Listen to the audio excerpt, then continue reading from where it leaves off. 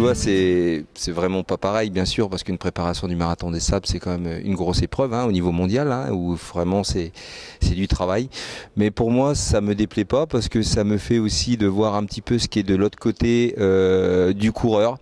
Et je peux vous dire que c'est vrai que quand on est coureur, on voit peut-être pas les choses de cette façon-là. Et quand on est organisateur, on voit les choses différemment. Et c'est vrai que c'est du travail énorme, énorme, énorme. Mais bon, moi, c'est une satisfaction pour moi dans ma vie et dans ma carrière. Elle a été correcte et j'en suis fier.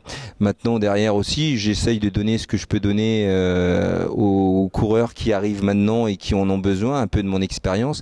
Et puis d'être derrière et de voir tous ces gens qui font du boulot, c'est une satisfaction aussi. Et puis bon, j'en suis hyper content. Et puis continuer dans ce domaine-là, je pense que vis-à-vis du club. Un président, entraîneur et en même temps essayer de rester coureur un petit peu derrière ça. Pour moi, c'est super. C'est vrai qu'on a commencé en 2000 où on était 25 et depuis, c'est vrai que le club a pris une importance énorme où on arrive à 192 adhérents à l'heure d'aujourd'hui.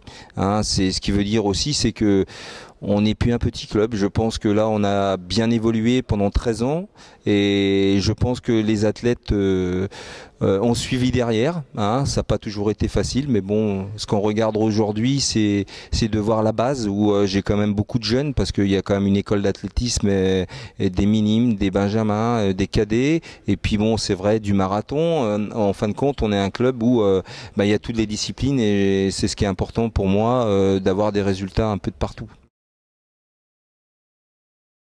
Je suis venu du vélo, j'ai arrêté, j'avais 24 ans, 24 ans, puis après je me suis mis à courir avec un ami.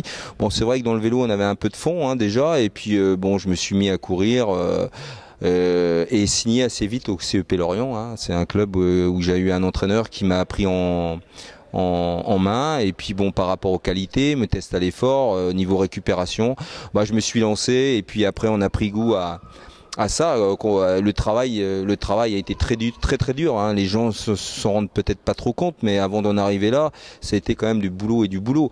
Et après, je me suis lancé, c'est vrai que sur du 10, du semi, du marathon. Et après, c'est vrai que pour moi, c'était l'apothéose quand j'ai été champion de France de 100 km.